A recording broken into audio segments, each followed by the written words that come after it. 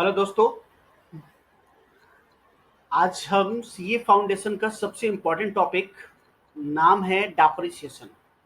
हम इसकी चर्चा करेंगे। ये बहुत ही इम्पोर्टेंट टॉपिक है। ठीक है। इसका वेटेज भी 5 to 8 मार्क्स का होता है। ठीक है। यदि फुल फ्लेज बड़ा सा क्वेश्चन आया काउंटिंग करने का, डेप्रिसिएशन अकाउंटिंग का, तो आप ये लगा लो कि कम से कम 8 मार्क्स का ये आएगा। कितने मार्क्स का? 8 मार्क्स का। ठीक है बेटे। तो बड़े आराम से इसको समझना। ठीक है। चलो आओ सुनते हैं और एकदम इत्मीनान से समझने की कोशिश करेंगे। सबसे पहले हम डिस्कस करेंगे, ठीक है, कि ये डेप्रिसिएशन में हमें क्या क्या पढ़ना है। अच्छा, आप लोग क्योंकि इसको 11 में पढ़े थे, तो मैं आप लोगों से एक हम्बल रिक्वेस्ट करूंगा कि प्लीज आप 11th में जो भी डेप्रिसिएशन अकाउंट पढ़े थे वो सब भूल जाएं। ठीक है। क्योंकि चार्टर्ड अकाउंटेंट बनने जा रहे हो, तो सीए फाउंडेशन में जो रिक्वायर्ड है, ठीक है, डेप्रिसिएशन की अंडरस्टैंडिंग, पहले हम उसको ढंग से समझते हैं तब आगे बढ़ेंगे। इसीलिए कहता हूँ कि जो अकेडमिकली आपने सीखा था ना डेप्रिसिएशन, वहां पे कैलकुलेशन 11th में, वो बिल्कुल भूल जाए। ठीक है। अब हम आपको एक सिस्टमैटिक तरीके से समझाते हैं कि डेप्रिसिएशन की एक्चुअल में सीए वाले कैसे कैलकुलेशंस करते हैं और हमारे कोर्स में क्या क्या चीजें कैसे कैसे पढ़ना है। क्लियर है? चलो स्टार्ट करें। अच्छा, एक और बात कि अब लगातार हम अपने YouTube चैनल पे ये सारे वीडियो डालेंगे, ठीक है, जिसमें एक एक क्वेश्चंस, आपके स्टडी मटेरियल के जितने क्वेश्चंस है वो सारे क्वेश्चन हम सॉल्व करेंगे इसमें। ठीक है। तो आपको अकाउंट्स के बारे में अब चिंता करने की जरूरत नहीं है, क्योंकि देखो बेटे, लॉकडाउन का पीरियड अब और भी एक्सटेंड हो सकता है, और हो सकता है अब आपको अपने घर पे बैठ के ही क्लासेस लेने की आदत डालनी पड़ेगी। दूसरा, आपके पास कोई ऑप्शन नहीं है। ठीक है। तो मैं आप लोगों के सामने ये डेप्रिसिएशन चैप्टर लेके आ रहा हूँ। इसके बाद वो सारे चैप्टर जितने भी इंपॉर्टेंट है, जैसे डेप्रिसिएशन है, इन्वेंट्री है, फाइनल अकाउंट है, कंसाइनमेंट है, एवरेज ड्यू डेट है, स्पेशल ट्रांजेक्शंस वाले बिल्स ऑफ एक्सचेंज है, ठीक है, पार्टनरशिप है, इशू ऑफ शेयर है, डिवेंचर है, मतलब आपकी कंप्लीट जितने भी चैप्टर है फंड अकाउंट्स में, ठीक है, सीए फाउंडेशन के, वो सारे चैप्टर हम कवर करेंगे और 100% सिलेबस, एक एक चीज आपको क्लियर करके चलेंगे। तो प्लीज आप घर पे रहें और स्वस्थ रहें और अच्छे से स्टडी करें, स्टडी पे ध्यान दे बेटे। इससे बढ़िया गोल्डन अपॉर्चुनिटी आपके पास कभी नहीं आने वाली है। आप अपनी प्रिपरेशन चालू रखें और जैसे ही इंस्टीट्यूट एग्जाम देगा, होप सो इस बार आप क्रैक कर जाएंगे, और फिर हम लोग सीए इंटर की क्लासेस शुरू करेंगे उसके बाद। तो चलो स्टार्ट करते हैं। डेप्रिसिएशन अकाउंट बहुत ही मजेदार टॉपिक है। आओ बेटे शुरू करते हैं। देखो, आईसीएआई ये हमारा इंस्टीट्यूट है बेटे। क्या नाम है इसका? The institute of chartered accountants of India. पुराने जमाने में, ध्यान से सुनना बेटे, ये अकाउंटिंग स्टैंडर्ड बनाया करता था। एक अकाउंटिंग स्टैंडर्ड का नाम था अकाउंटिंग स्टैंडर्ड 10 फिक्स्ड एसेट्स। अच्छा, जो लोग भी ये वीडियो देख रहे हैं, ठीक है, चाहे वो मेरे स्टूडेंट हो या अदर बच्चे जो यूट्यूब पे देख रहे हैं, आपसे हम्बल रिक्वेस्ट है, प्लीज कॉपी पेन लेके बैठे और एक एक चीज नोट करेंगे, तभी आपको मजा आएगा पढ़ने में और चीजें समझ में आएंगी। ठीक है। मूवी की तरह ना देखें। ठीक है। देखो बेटे, ये है आईसीएआई, जो पहले एक अकाउंटिंग स्टैंडर्ड बनाता था 10, जो बताता था रिगार्डिंग फिक्स्ड एसेट्स। क्लियर है? ठीक है। और एक अकाउंटिंग स्टैंडर्ड था 6, उसमें वो बताता था डेप्रिसिएशन के बारे में। यानी हमारे पास टोटल पहले दो अकाउंटिंग स्टैंडर्ड होते थे, अकाउंटिंग स्टैंडर्ड 10 और अकाउंटिंग स्टैंडर्ड 6। ठीक है। Accounting standard 10 tells regarding fixed assets और ये एक्सप्लेन रिगार्डिंग डेप्रिसिएशन। अब ये दोनों स्टैंडर्ड खत्म हो चुके हैं। ठीक है। और इसके जगह पे एस 10, हालांकि अब जब आप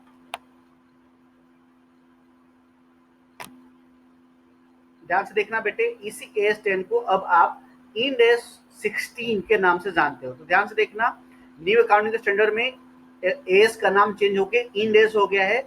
जब हम ये स्टार्टिंग के चैप्टर पढ़ेंगे ना अकाउंटिंग स्टैंडर्ड वगैरह के बारे में कि क्यों आया कैसे आया, तो वहां पे हम इसके बारे में आपको सामने डिस्कस करेंगे कि ये इंड एस क्यों नाम पड़ा, क्या है ये।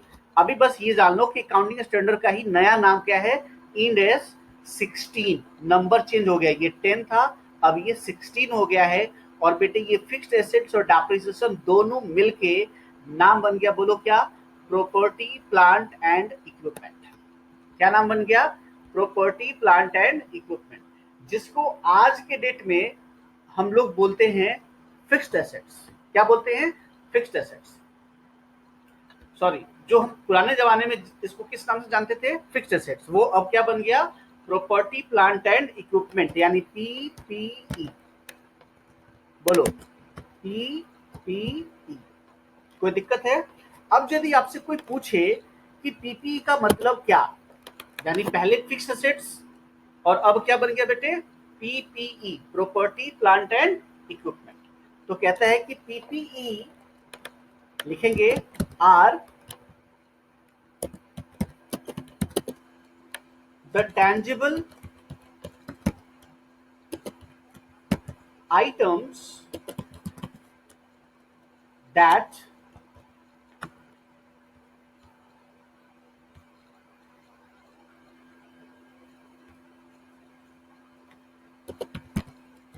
held for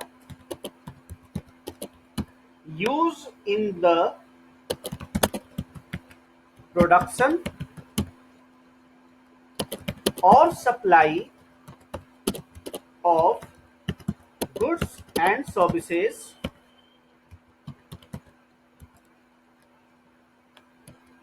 comma,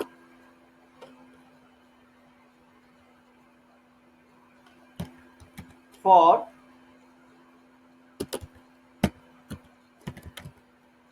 rental or for administration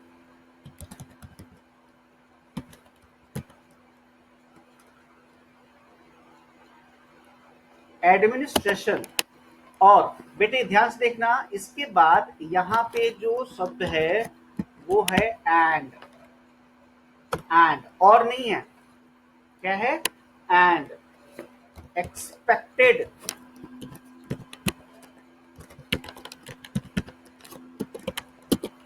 to be used more than 12 months।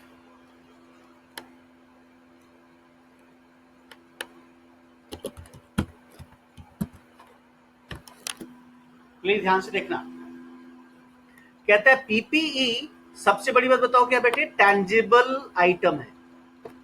क्या है, टैंजिबल का मतलब वो जिसका फिजिकल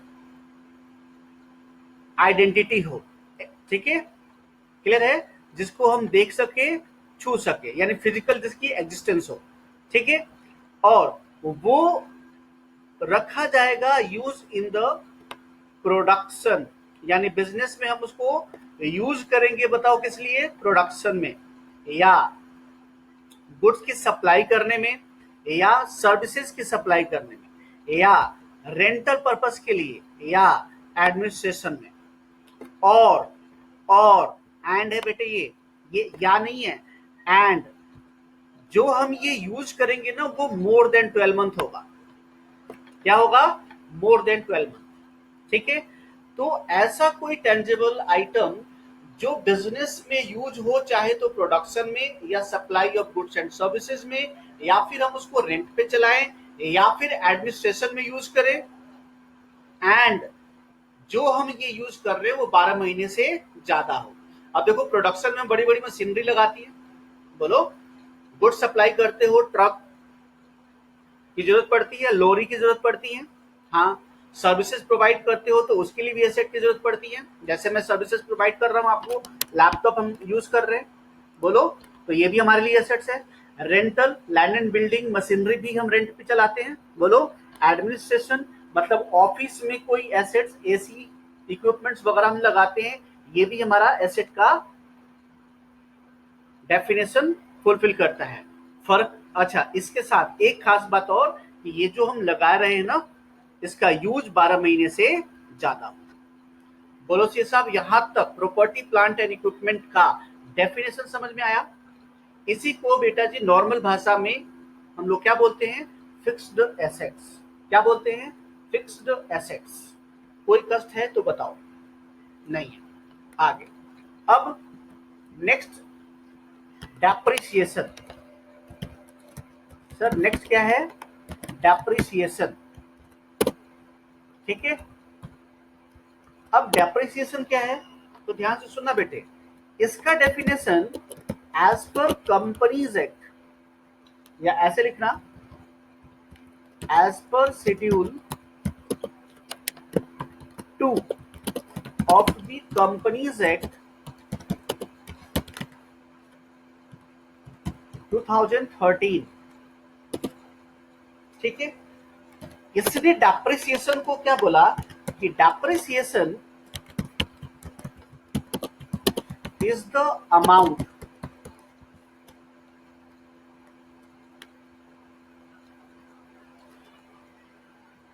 या ऐसे लिखना,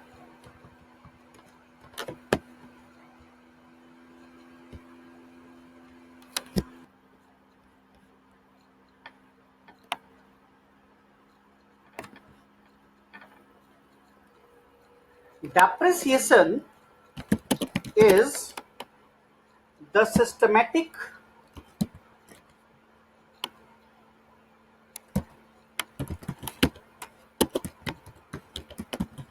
allocation of the depreciable amount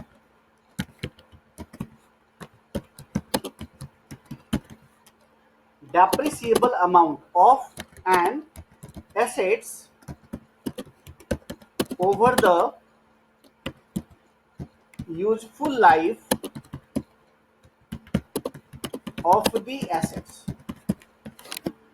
please ध्यान से देखना, डेप्रिसिएशन का डेफिनेशन बेटे कंपनीज एक्ट के शेड्यूल 2 में इस तरह से लिखा कि depreciation is a systematic allocation of the depreciable amount. कौन सा अमाउंट बेटे? Depreciable amount of an assets over its useful life of the assets. ठीक है, अब इसमें सबसे अहम बात, डेप्रिसिएबल अमाउंट क्या होता है सर?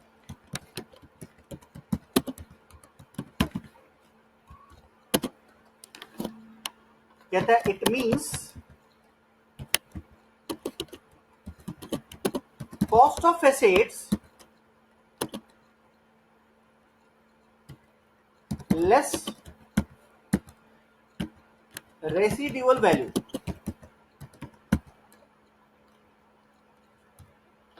कॉस्ट ऑफ एसेट्स यानी जितने का एसेट्स आपने खरीदा और उसमें से रेसिडुअल वैल्यू घटा दो तो उसको हम क्या बोलेंगे बेटे?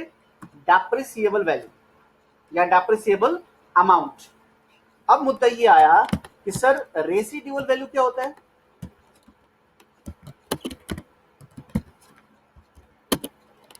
तो ध्यान से देखना, रेसिडुअल वैल्यू का मतलब होता है अमाउंट रिसीव्ड या रिसीवेबल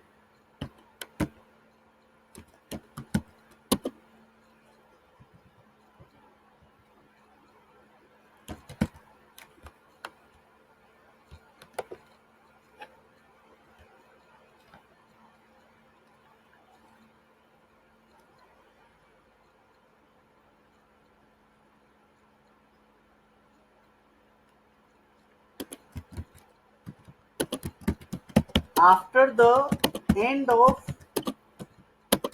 useful life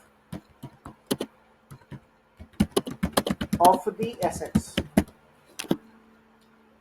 मतलब ध्यान सुना, इसी रेसिडुअल वैल्यू को हम लोग एक और नाम से जानते हैं, पता है क्या? लिख देता हूं उस पे, स्क्रैप वैल्यू। स्क्रैप वैल्यू इसका मतलब जब आपका पीपीई अपना यूजफुल लाइफ खत्म कर जाएगा, उसके बाद जो अमाउंट उससे रिसीव होगा ठीक है, बेचने के बाद कबाड़ी वैल्यू कह सकते हो, उसको हम लोग बोलते हैं बेटे रेसिडुअल वैल्यू। कोई कष्ट है नहीं। अब एक बात, यूजफुल लाइफ क्या होता है सर, है ना? तो देखो, इट इज अ पीरियड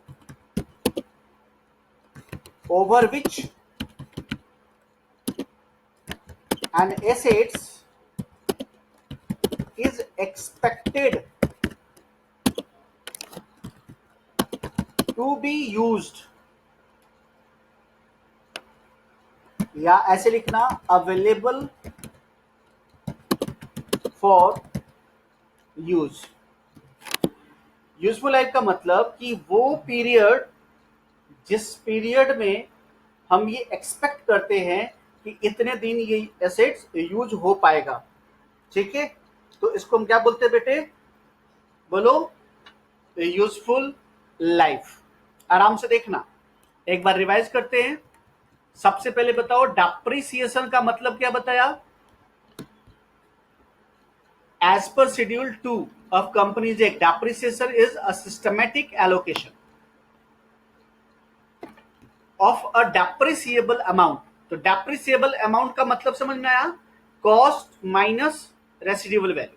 ठीक है, रेसिडुअल वैल्यू क्या होता है ये भी समझ में आया, स्क्रैप वैल्यू, जो यूजफुल लाइफ के खत्म होने के बाद पैसा में मिले उसको क्या बोलेंगे। ठीक है, अब यूजफुल लाइफ भी समझ में आ गया। अब मुद्दा ये है कि सर सिस्टमेटिक एलोकेशन क्या होता है ना? आओ चेक करते हैं, चलो चेक करते हैं। इसमें सबसे ज्यादा आपके दिमाग में यही सवाल उठ रहा होगा ना, सिस्टमेटिक एलोकेशन क्या है। आओ देखते हैं बेटे, सुनना ध्यान से। आपने एक एसेट खरीदा, सपोज करो 1,00,000 की, इसकी यूजफुल लाइफ है 5 साल। कितनी है बेटे? 5 साल। यूजफुल लाइफ कितनी है? 5 साल। अब जरा सोच के बताओ, ऐसा एसेट जिसका यूजफुल लाइफ 5 साल है, ठीक है, तो इस एसेट को यदि हमने अपने बिजनेस में यूज किया, आराम से समझना बेटे, ध्यान से बातों को, यदि इस एसेट को आपने अपने बिजनेस में यूज किया अगले 5 साल तक, ठीक है, क्योंकि यूजफुल लाइफ इसकी 5 साल है, 5 साल यूज किया, तो एक बात बताओ, इससे आप रेवेन्यू जनरेट करोगे? बिजनेस में यूज किया तो इसका कंट्रीब्यूशन रेवेन्यू जनरेशन में होगा। हाँ, तो अब ध्यान से देखना, जब आप ट्रेडिंग अकाउंट बनाओगे, ट्रेडिंग पीएल अकाउंट बनाओगे, तो उसमें यदि आप क्रेडिट साइड में रेवेन्यू लिखोगे तो उसके रिगार्डिंग कॉस्ट भी होना चाहिए। बोलो, अब 1 साल यदि आपने एसेट को यूज किया तो उस एसेट्स का कंट्रीब्यूशन आपके रेवेन्यू में कितना होगा? वो 1 साल के बराबर। तो उस 1 साल का रेवेन्यू यदि आपने क्रेडिट साइड में लिख दिया तो बताओ, उसके अगेंस्ट में उसका कॉस्ट भी लिखना पड़ेगा। और यदि ये कॉस्ट आप नहीं लिखते हो तो आप एक प्रिंसिपल की वैल्यूएशन करते हो, जिसको हम लोग बोलते हैं मैचिंग प्रिंसिपल। क्या बोलते हैं बेटे? Matching principal. तो क्या आप मैचिंग प्रिंसिपल को वैल्यूएट करोगे? आंसर इज नो, हम इसकी वैल्यूएशन नहीं कर सकते। तो मैचिंग प्रिंसिपल के वजह से हमने, ध्यान से देखना, एसेट खरीदा कितने का? 1,00,000 का, लेकिन हमने इस साल यूज कितना किया? 1 साल। तो 1,00,000 को 5 से डिवाइड कर देंगे तो 20,000 हर 5 साल। बताओ, एक सिस्टमैटिक या रैशनल बेसिस पे हमने खर्चों को स्प्लिट कर दिया। बोलो बोलो। तो इसी को हम लोग, ये जो हम स्प्लिट करते हैं ना खर्चों को, इसी को हम लोग बोलते हैं डेप्रिसिएशन। तो सिस्टमैटिक एलोकेशन समझ में आया? यानी भाई 1,00,000 का एसेट्स है हमारे पास, कितने का एसेट्स है ये? 1,00,000 का, और हम 5 साल में यूज करेंगे, लेकिन अभी हमने कितना यूज किया? 1 साल। तो 1 साल में इसका मतलब 20,000 हमने इसका कॉस्ट पीएल अकाउंट में डेबिट करना चाहिए। क्यों डेबिट करना चाहिए? क्योंकि इस 20,000 के अगेंस्ट हमने रेवेन्यू भी तो जनरेट किया है, जो हमारा सेल दिख रहा है उसमें इस एसेट का भी तो कंट्रीब्यूशन होगा। समझ आ रही है बात?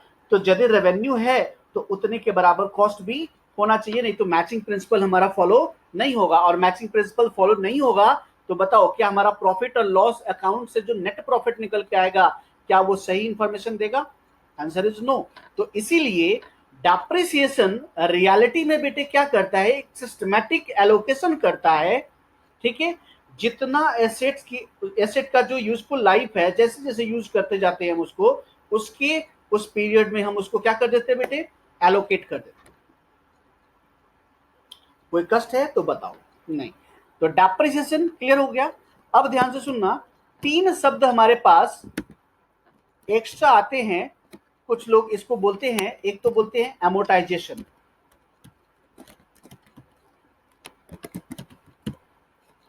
क्या बोलते हैं बेटे? एमोटाइजेशन। अब ये एमोटाइजेशन क्या है तो ध्यान से देखना, इसका मतलब होता है, it means economic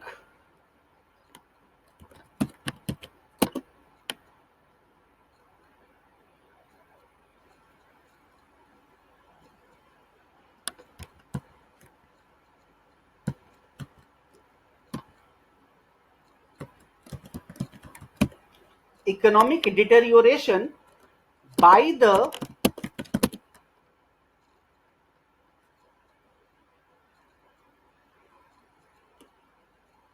expiration of intangible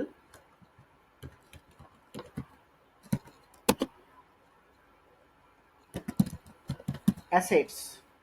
अच्छा बेटे, ये मैं हाथ से टाइप कर रहा हूँ इसलिए थोड़ा टाइम लग रहा है, ठीक है। तो ऑर्डर कर दिया हमने डिजिटल पेन, जैसे ही वो आ जाता है, होम डिलीवरी में थोड़ी दिक्कत हो रही है, जैसे ही वो आ जाता है तो फिर ये दिक्कत नहीं होगी, फिर तो हम हाथ से लिखना शुरू कर देंगे। अभी टाइप करने में थोड़ी टाइम लग रही है, इसलिए थोड़ा सा आप इरिटेट मत होना, धीरे धीरे एक दो क्लास में वो सारी चीज़ें ठीक हो जाएंगी, ठीक है। अभी आपको चीज़ें समझ में आ रही हैं। और हाँ, यदि कोई डाउट हो तो आप मेरा नंबर मैं दे दूंगा, उस पर आप अपना व्हाट्सएप में क्वेरीज लिख के भेज सकते हो या वॉइस कॉल कर सकते हो, ठीक है। और वो मैं आपका डाउट क्लियर कर दूंगा यदि होगा तो। मेरे ख्याल से मैं जब पढ़ाऊंगा तो पूरी डेप्थ में लेके जाऊंगा, तो आपको कोई डाउट होनी नहीं चाहिए, बस आराम से समझना। चलो, तो पहला कॉन्सेप्ट क्या आता है बेटे, डेप्रिसिएशन जैसा ही एमोटाइजेशन। एमोटाइजेशन का मतलब होता है economic deterioration by the expiration of intangible assets।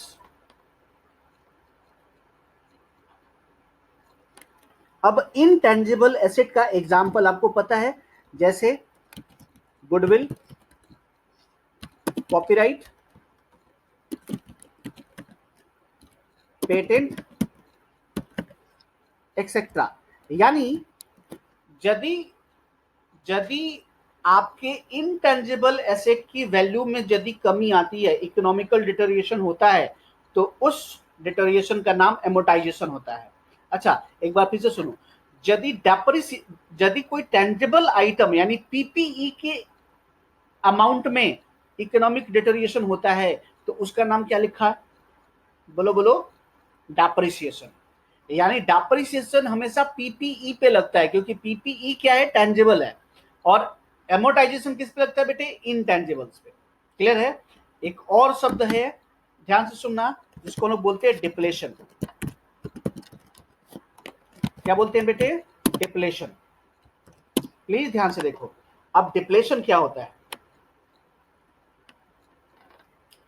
कहता है कि it refers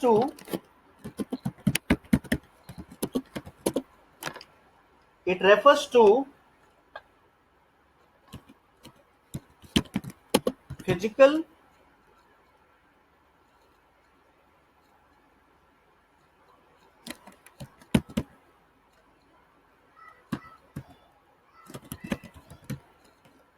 deterioration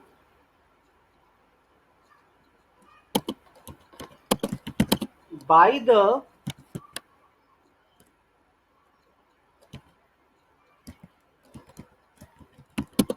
exhaustion of natural resources।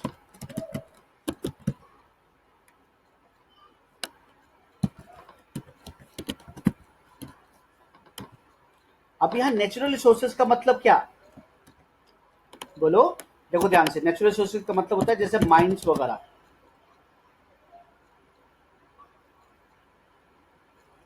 ठीक है, माइंस, ऑयल वेल, ये सब हमारे क्या है बेटे, वेस्टिंग एसेट्स। यानी वेस्टिंग एसेट की फिजिकल डिटोरिएशन होती है। ध्यान से सुनना बेटे, फिजिकल, यहाँ इकोनॉमिकल डिटोरिएशन नहीं है। शब्दों को ध्यान से देखो, फिजिकल डिटोरिएशन है। अब ये क्या होता है जरा समझना। देखो वेस्टिंग एसेट क्या होता है, ये जानते हो? वेस्टिंग एसेट्स पहले मैं लिखवा देता हूं, वेस्टिंग एसेट का मतलब, तब आपको क्लियर हो जाएगा।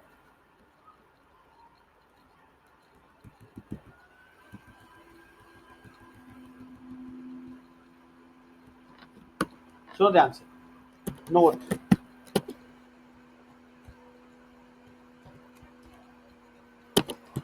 vesting assets, it refers to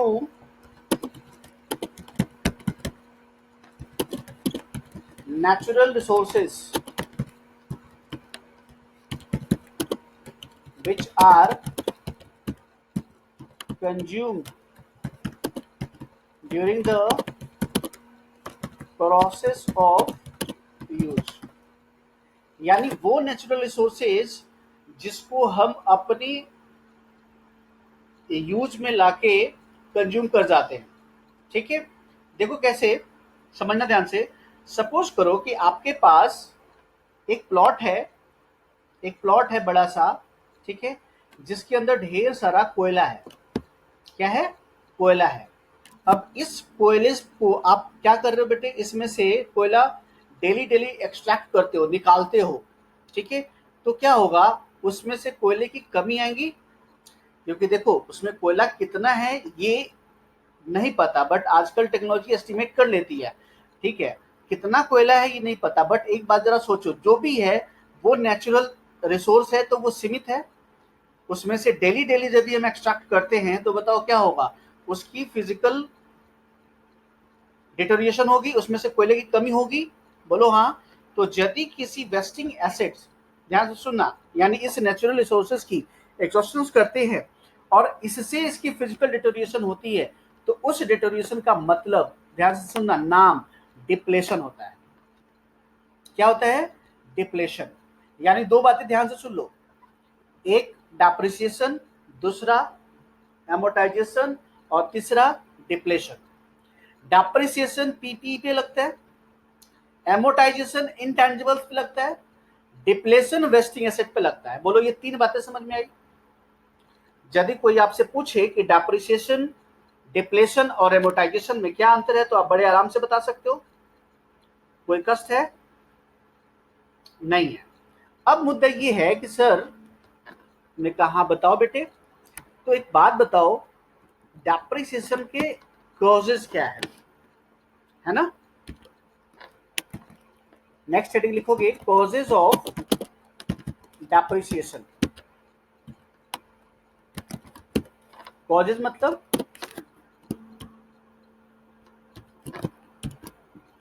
causes of depreciation. तो पहला,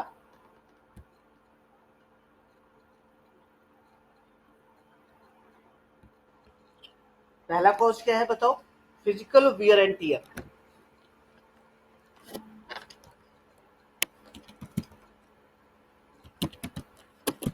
फिजिकल वियर एंड टियर। दूसरा क्या है बेटे? Efflux of time.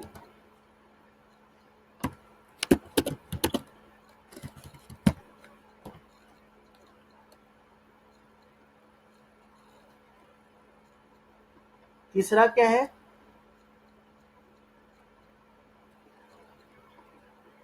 Changes in economic environment.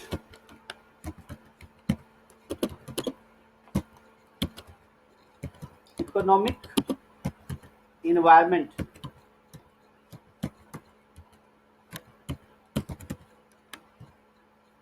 चौथा क्या हो सकता है? Expiration of legal right. Expiration of legal rights,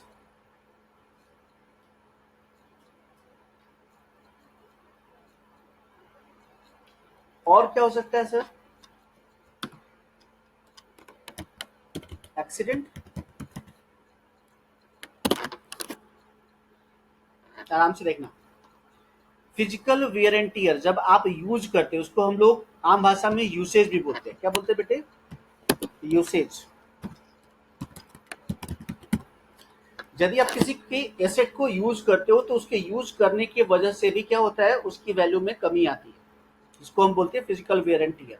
तो ये पहला रीजन है किसी भी पीपीई की वैल्यू में, उसकी इकोनॉमिकल वैल्यू को डिटोरिएट करने में पहला रीजन ये होता है। दूसरा, इफ्लक्स ऑफ टाइम। सर समय जैसे जैसे बीतता जाता है वैसे वैसे उसकी वैल्यू कम होती है। ठीक है। इकोनॉमिक इन्वायरमेंट कैसे चेंज होता है? तो भाई एसेट की डिमांड ही खत्म हो गई, इसको हम लोग ऑब्सोलेसनेस भी बोलते हैं, आउटडेटेड भी बोलते हैं, आउट ऑफ फैशन भी बोलते हैं। क्या बोलते हैं बेटे? Out of fashion. ठीक है। एक्सपायरेशन ऑफ लीगल राइट क्या होता है? भाई जितने पीरियड के लिए हमने वो एसेट लिया था, अब वो एसेट की वो टाइम पीरियड इलैप्स हो गया, खत्म हो गया, तो वो क्या होगा, उस एसेट की यूज पे बैन लग गया कि अब इस टाइम के बाद आप उस एसेट को यूज नहीं कर सकते। तो बेटे ये भी एक कॉजेज हो सकता है डेप्रिसिएशन का, क्योंकि लाइफ उसकी क्या कर दी, लिमिटेड। एक्सीडेंट, भाई एसेट एक्सीडेंट हो गया, उसकी एसेट की वैल्यू उतनी मार्केट में नहीं रह गई या उसकी यूजफुल लाइफ उतनी नहीं बची। ठीक है। तो ये 5 कारण हैं, ध्यान से देखना।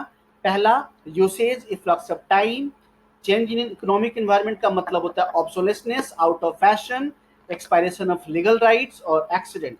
इन्हीं के वजह से डेप्रिसिएशन एसेट पे लगता है, अदरवाइज नहीं लगता। यहां तक क्लियर है? ये है causes of depreciation. Next point लिखेंगे बेटे, next heading, need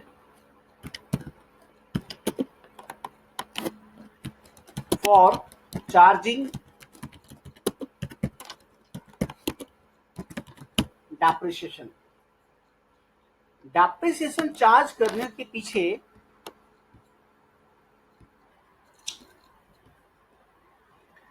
need for charging depreciation, अब आराम से सुनना। पहला, टू ascertain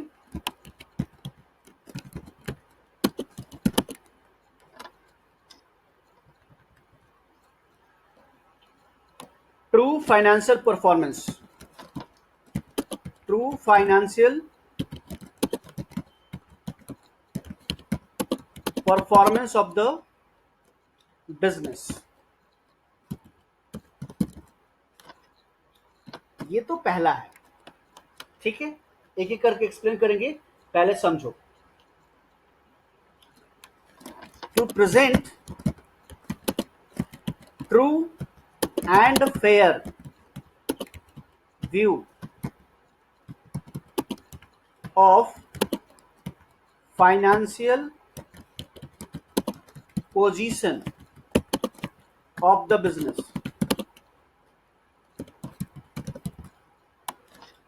बिजनेस की true and fair view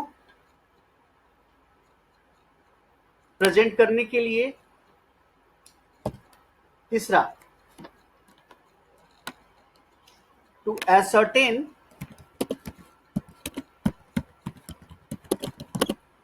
the true cost of production, true cost of production to comply the legal requirement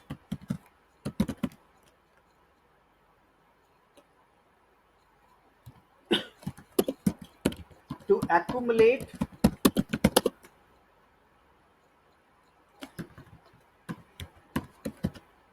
funds for replacing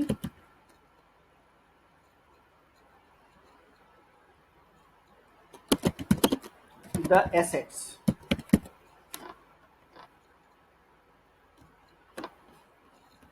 अब बेटे इस need को ध्यान से समझेंगे।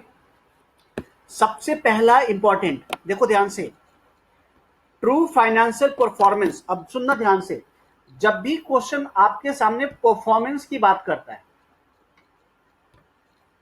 किसकी बात करता है बेटे? फाइनेंशियल परफॉर्मेंस की बात करता है, ठीक है। तो जब परफॉर्मेंस की बात करें, इसका मतलब हमेशा प्रॉफिट एंड लॉस अकाउंट होता है। क्या मतलब होता है? प्रॉफिट और लॉस अकाउंट, ठीक है। और जब पोजीशन की बात हो तो इसका मतलब होता है बैलेंस शीट। क्या मतलब होता है बेटे इसका? बैलेंस शीट, ठीक है। अब सुनना ध्यान से, कहता है सर इसमें फाइनेंशियल परफॉर्मेंस की एसर्टेनमेंट कैसे हो सकती है? देखो ध्यान से सुनना। अभी अभी मैंने बताया कि यदि आप फाइनेंशियल परफॉर्मेंस का मतलब क्या समझे? Profit and loss account. तो प्रॉफिट एंड लॉस अकाउंट में जो नेट प्रॉफिट आता है वो कैसे आता है? जरा विजुअलाइज करो, इमेजिन करो। आपने प्रॉफिट एंड लॉस अकाउंट बनाया? हाँ जी बनाया सर। अच्छा, अब मुझे बताओ बेटे कि जो आप प्रॉफिट एंड लॉस अकाउंट बना रहे हो, ध्यान से सुनना, उसमें क्रेडिट साइड में सारे रेवेन्यू लिखते हो? हाँ। और डेबिट साइड में सारे एक्सपेंसेस लिखते हो? हाँ। जो एक्सपेंसेस लिखते हो उसको हम लोग बोलते हैं ना इनडायरेक्ट एक्सपेंसेस है सारे। हाँ। चलो अब ध्यान से सुनना, आपको पता है कि जो इधर रेवेन्यू लिखते हो और जो इधर एक्सपेंस लिखते हो वो किस बेसिस पे लिखते हो? तो बेटे इसके लिए ना एक हम मैचिंग प्रिंसिपल कॉन्सेप्ट पढ़ते हैं। मैचिंग प्रिंसिपल कॉन्सेप्ट कहता है कि जितने पीरियड का हम इस तरफ रेवेन्यू रखते हैं क्रेडिट में, उतने ही पीरियड का हमारे पास उसके अगेंस्ट में एक्सपेंस होना चाहिए, तभी हमारा प्रॉफिट और लॉस ट्रू होना चाहिए होगा। अदरवाइज हमारी फाइनेंशियल परफॉर्मेंस सही नहीं निकल के आएगी। अब ध्यान से सुनना, अब आपने यदि कोई एसेट खरीदा जिसकी लाइफ 5 साल है, तो 1 साल आपने उस एसेट को यूज किया। हाँ जी, 1 साल यूज किया तो उस एसेट का कंट्रीब्यूशन आपके रेवेन्यू को जनरेट करने में होगा। हाँ जी, तो वो रेवेन्यू यदि आपने क्रेडिट साइड में लिखा है तो उसके अगेंस्ट में उसका कॉस्ट उस एसेट का लिखना चाहिए या नहीं लिखना चाहिए? तो यदि आपने उसका कॉस्ट उसमें डेबिट नहीं किया तो जरा सोचो, उस एसेट का इनकम तो आपने ले लिया बट उसका कॉस्ट नहीं लिया, तो क्या आपका ये जो प्रॉफिट आएगा निकल के वो बढ़ा हुआ, वो बताओ क्या वो जस्टिफाइड प्रॉफिट आपकी मेहनत की वजह से आया या गलत अकाउंटिंग ट्रीटमेंट की वजह से आया? समझ में आई बात? तो आपका फाइनेंशियल परफॉर्मेंस सही नहीं निकल के आएगा। क्यों? क्योंकि आपने जिस एसेट का कंट्रीब्यूशन तो लिया लेकिन उसका कॉस्ट उसके अगेंस्ट में नहीं लिया। तो आपने मैचिंग प्रिंसिपल को इवैल्यूएट किया और प्लस आपने अपनी फाइनेंशियल परफॉर्मेंस यानी नेट प्रॉफिट को ट्रू एंड फेयर नहीं दिखा पाए। इसी वजह से बेटे हम जितने एसेट्स उस पीरियड में यूज कर जाते हैं उतने की वैल्यू वहां डेबिट करते हैं और उसका नाम लिखते हैं डेप्रिसिएशन। क्लियर है? तो पहला डेप्रिसिएशन चार्ज करने का मेन मकसद क्या होता है कि हम एसर्टेन कर ले कि हमारी फाइनेंशियल परफॉर्मेंस सही है या नहीं। अच्छी बात है। दूसरा, present true and fair view of financial position of the business. अब जरा सोचो, आज एक अप्रैल को, जो 1 अप्रैल 2019 को जितने का हमारे पास एसेट्स है, ठीक है, जितने का एसेट्स हमारे पास है 1 अप्रैल 2019 को, 31 मार्च 2020 को जब हम लोग उस एसेट को बैलेंस शीट में दिखाएंगे तो क्या 1 लाख में खरीदा तो 1 लाख में ही दिखाएंगे या जितनी वैल्यू उसका हमने यूज कर लिया पीएल अकाउंट में एलोकेट कर दिया उतने से कम करके दिखाएंगे? मतलब 1 लाख का एसेट था, उसकी लाइफ 5 साल थी, तो 1 साल में आपने उस एसेट को कितना यूज कर लिया? 20,000। तो क्या अब भी आप अपने एसेट को 1 लाख पे दिखाओगे या 1 लाख में से 20,000 कम करके 80,000 पे दिखाओगे? सिंपल 80,000 पे दिखाएंगे। यदि आपने ये डेप्रिसिएशन नहीं घटाया तो बताओ क्या आपकी फाइनेंशियल पोजीशन यानी आपकी balance sheet true and fair view disclose कर पाएगी? Answer is no.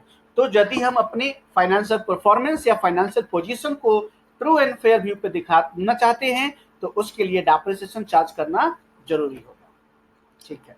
Ascertain the true cost of production. अब ध्यान से सुनना, किसी भी गुड्स को यदि आप बनाते हो तो उसके बनाने में कुछ खर्चे होते हैं, उस टोटल खर्चों को हम बोलते हैं cost of production.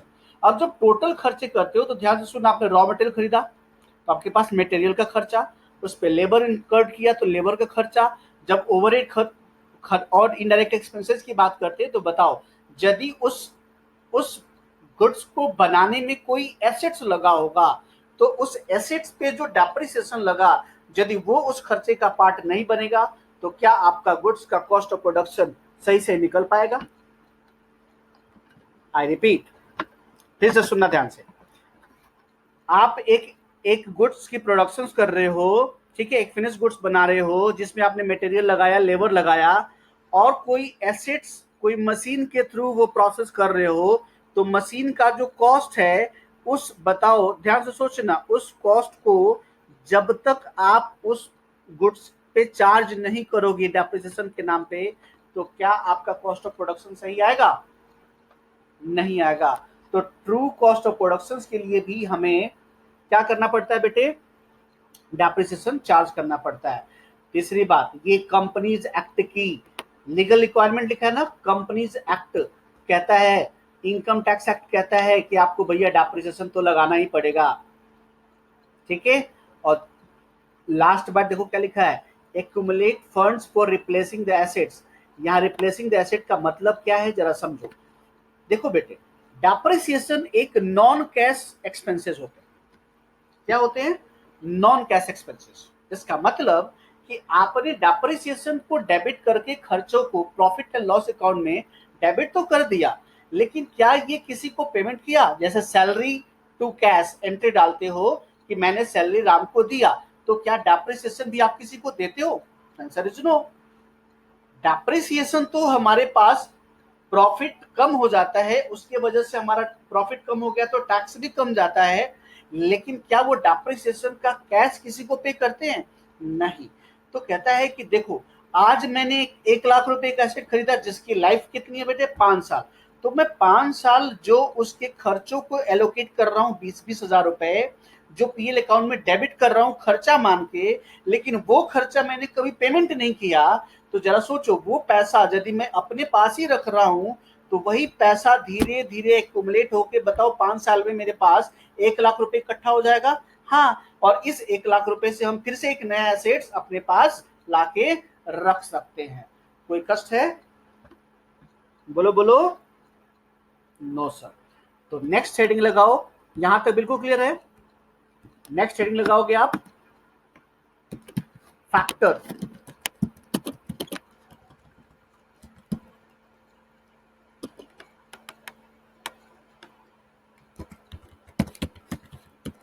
Affecting the amount of depreciation। वो कौन कौन से फैक्टर है, ठीक है, जो हम डेप्रिसिएशन कैलकुलेट जब करते हैं तो उसमें जरूरत पड़ती है, ठीक है। आराम से सुनना। सबसे पहला फैक्टर होता है बेटे इसमें कॉस्ट ऑफ एसेट्स। दूसरा फैक्टर होता है यूजफुल लाइफ। तीसरा एस्टिमेटेड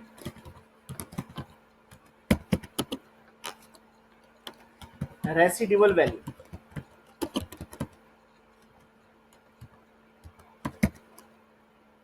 एस्टिमेटेड रेसिडुअल वैल्यू, आराम से देख ला।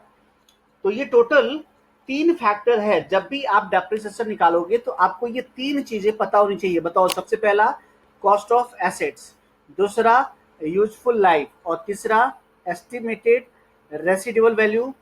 इसको हम लोग स्क्रैप वैल्यू भी बोलते हैं। सर एस्टिमेटेड क्यों लिखा? अच्छा, यूजफुल लाइफ के सामने भी ना हम एक्सपेक्टेड वर्ड लिखते हैं, एक्चुअल नहीं है ये, ठीक है। मतलब हमें ऐसा लगता है कि इतने साल ये एसेट्स यूज होगा, इसलिए एक्सपेक्टेड है। एस्टिमेटेड मतलब हमें ऐसा लगता है कि एसेट की जब लाइफ खत्म हो जाएगी आज से 5 साल बाद, तो ये जो हो सकता है 10,000 में बिक जाए, 5,000 में बिके, तो बेस्ट एस्टिमेट जो होता है उसके बेसिस पे हम बता देते हैं कि हाँ भाई 10,000 का ट्रेंड है।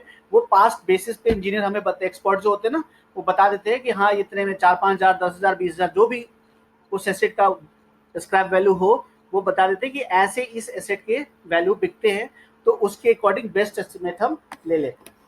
तो हमारे पास डेप्रिसिएशन कैलकुलेट करने के लिए देखो ध्यान से बेटे, टोटल 3 फैक्टर हैं, cost of assets, expected useful life और estimated residual value, scrap value, यही है, देख लो ध्यान से।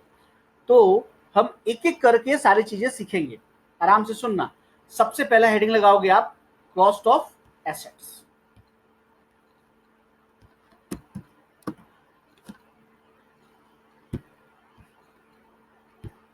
हाँ जी बेटे, आओ चेक करते हैं सबसे पहले कॉस्ट ऑफ एसेट्स। देखो सबसे पहले हम इसमें लेते हैं परचेज प्राइस। कहते हैं परचेज प्राइस।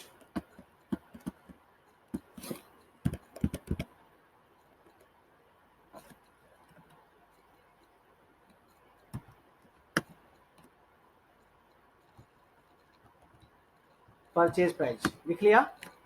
फिर इसमें प्लस करते हैं ड्यूटी एंड टैक्स। याद रखना, जो नॉन रिफंडेबल होते हैं ना, उन्हीं को लेते हैं।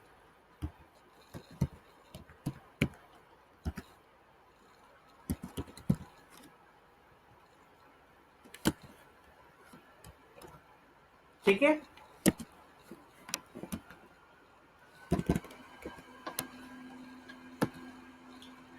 फिर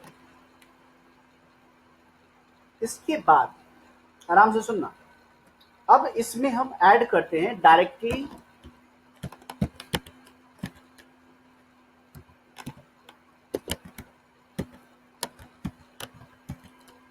एट्रीब्यूटेबल कॉस्ट।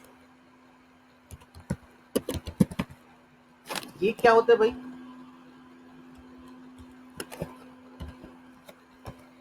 ये डायरेक्टली एट्रीब्यूटेबल कॉस्ट क्या होता है, तो ध्यान से सुनना। ये वो कॉस्ट है जो तभी इनकर्ड होता है जब ये एसेट्स आपने खरीदा होगा, यानी यदि ये एसेट्स की एग्जिस्टेंस नहीं है तो ये खर्चे भी नहीं होगा। ठीक है, आप ऐसे समझो डायरेक्ट कॉस्ट। जैसे देखो ध्यान से, freight and carriage inward expenses.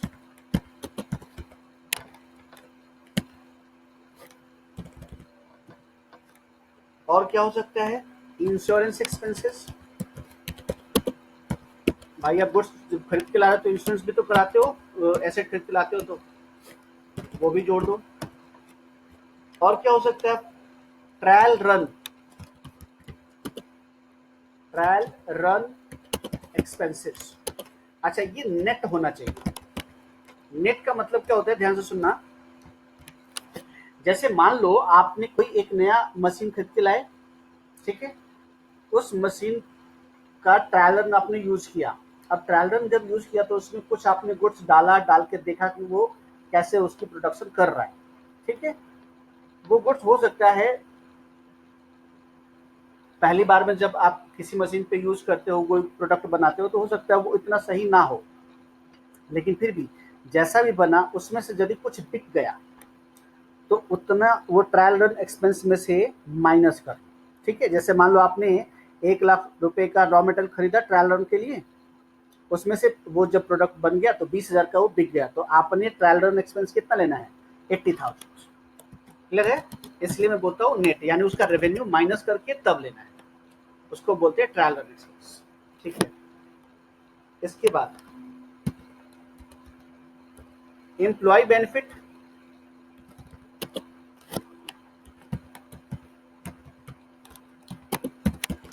Employ benefit expense यदि कोई हो तो, ठीक है, कोई अदर डायरेक्ट एक्सपेंस हो तो, अदर डायरेक्ट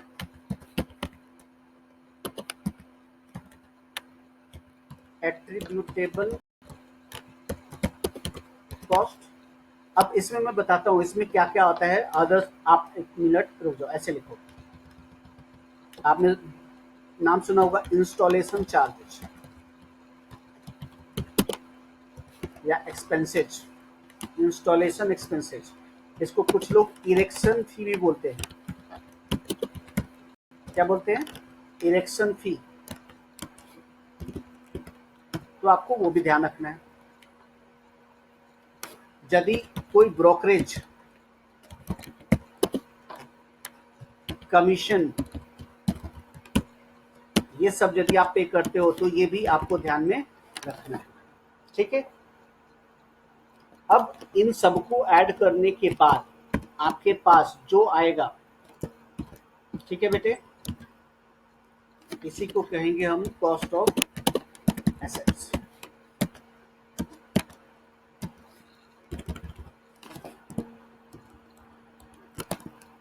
बोलो, पहला फैक्टर समझ में आया? कॉस्ट ऑफ एसेट कैसे निकालते हैं?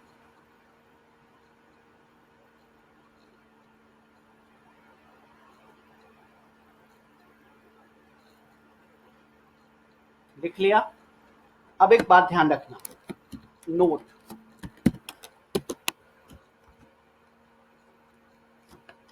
नोट में कहता है do not capitalise following expenses. इसका मतलब नीचे जो जो मैं एक्सपेंस का नाम ले रहा हूं ना बेटे, ये एक्सपेंस कभी भी भूल के भी, ठीक है, इस एसेट की जब कॉस्ट ऑफ एसेट निकालोगे ना तो इसमें ऐड मत करना। जैसे एडवर्टीजमेंट एंड प्रमोशन एक्सपेंस, ये कभी नहीं आएगा। प्रिलिमिनरी एक्सपेंसेस,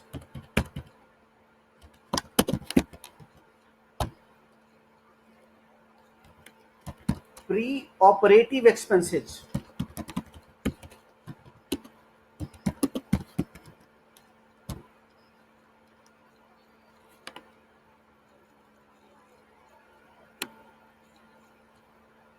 और कोई भी एबनॉर्मल लॉस हो,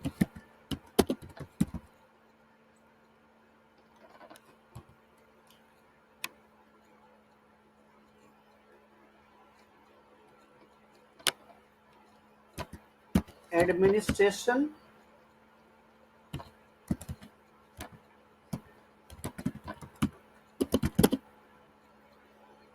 and selling expenses.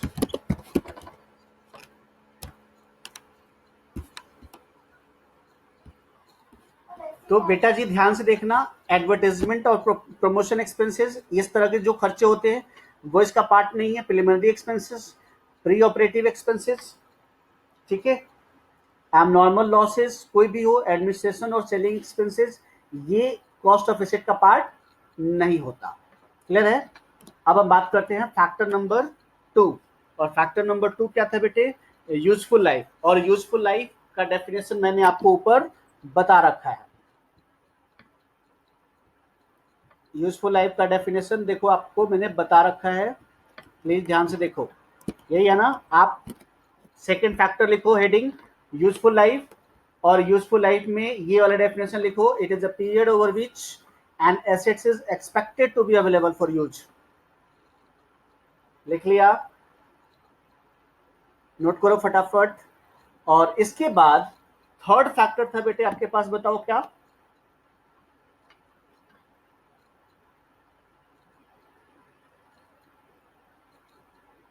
Third factor था आपके पास, बोलो क्या?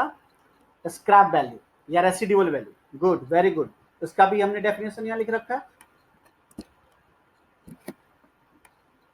amount received, receivable after the end of useful life of assets। Note कर लिया? चलो अब बात करते हैं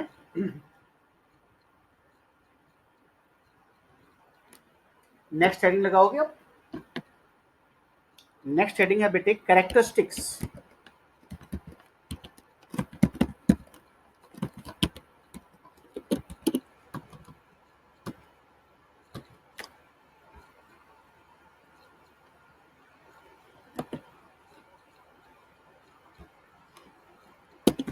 ऑफ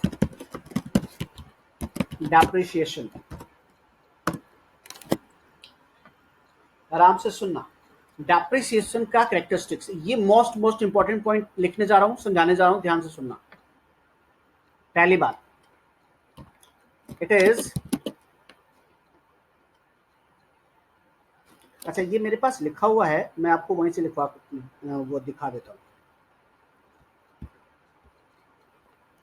ये देखो, it refers to permanent, gradual and continuous decrease in the utility value of fixed assets and continue till the end of the useful life of the assets। ध्यान से सुनना, कहते हैं डेप्रिसिएशन ना परमानेंट नेचर का होता है, ठीक है, कंटिन्यूअसली डिक्रीज होगा, आपके एसेट की वैल्यू जो होता है वो कंटिन्यूअसली डिक्रीज होगा, ठीक है, और ये तब तक डिक्रीज होता रहेगा जब तक यूजफुल लाइफ एसेट की खत्म ना हो जाए।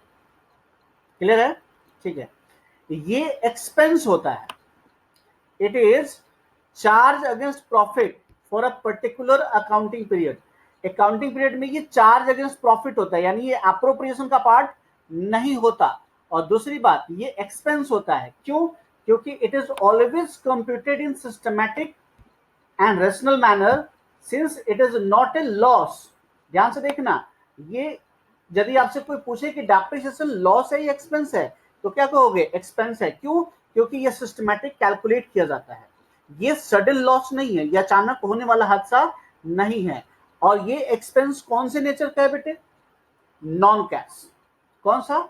Non cash. क्लियर है? अच्छा, it is a process of allocation. यदि आपने ध्यान से देखा होगा डेप्रिसिएशन का डेफिनेशन, तो वहां पे क्या लिखा था? बोलो बोलो, क्या लिखा था? Systematic allocation. Very good. तो it is a process of allocation of expired cost and not of valuation of fixed period, fixed assets. ये किसी एसेट की वैल्यूएशन की बात नहीं कर रहा है, ये एक एक्सपायर्ड पीरियड में सिस्टमैटिक एलोकेशन करता है खर्चों का, ठीक है? क्लियर है? कहता है कि कोई भी डेप्रिसिएशन का मेथड निकाल दो या लगा लो, एग्जैक्ट अमाउंट कभी भी आप नहीं कैलकुलेट कर सकते, आपको एक एस्टिमेशन लगाना पड़ता है। डेप्रिसिएशन एक एस्टिमेट के थ्रू कैलकुलेट करना पड़ता है, हमारे पास एग्जैक्ट डेप्रिसिएशन अमाउंट निकालने का कोई तरीका नहीं है। अब जो डेप्रिसिएशन हम निकालते हैं, ध्यान से देखना, वो बुक वैल्यू पे निकालते हैं। डेप्रिसिएशन हमेशा किस पे निकालते हैं बेटे? बुक वैल्यू पे। और इसलिए market value of fix assets, चाहे वो फ्लक्चुएट हो यानी बढ़े या घटे, उससे डेप्रिसिएशन के अमाउंट पे कोई फर्क नहीं पड़ता। If the market value of the fix asset is fluctuating, यानी बढ़े या घटे, the same does not affect the amount of depreciation so made on the respective assets. Clear है? अच्छा, ये ऐसा नहीं है कि इस साल आपके पास प्रॉफिट है तो आपने डेप्रिसिएशन चार्ज कर लिया, अगले साल लॉस हो गया, सर रहने दो डेप्रिसिएशन इस बार चार्ज नहीं करेंगे। आपको मैंडेटरी है, कंपल्सरी है, अनिवार्य है, डेप्रिसिएशन आपको चार्ज करना ही पड़ेगा, आपके पास ऑप्शन नहीं है। तो बेटे ये देखो ध्यान से, ये कैरेक्टरिस्टिक्स है, ये फटाफट नोट कर लो। तो और यदि ये आपने फटाफट नोट कर लिया तो बेटे जान लो कि अब आपके पास डेप्रिसिएशन से रिलेटेड जितने थ्योरेटिकल पार्ट्स थे, जितने थ्योरेटिकल पार्ट्स थे वो खत्म हो गए, ठीक है? अब नेक्स्ट क्लास में हम लोग पढ़ेंगे मेथड ऑफ डेप्रिसिएशन। अच्छा, एक ये अपील है आप लोगों से, appeal to dear students and your great parents, please help in this hard time to save your teachers and his team. Will you make a small gift donation, rupees 500 or more today? Please donate to protect your mentor. You can donate or bank transfer. Either you Google पे, PhonePe, Paytm, ये number है 9911639792। Account transfer करना चाहते हो तो ये मेरा account number है, ये आईएफएससी कोड है। बेटे स्मॉल कंट्रीब्यूशन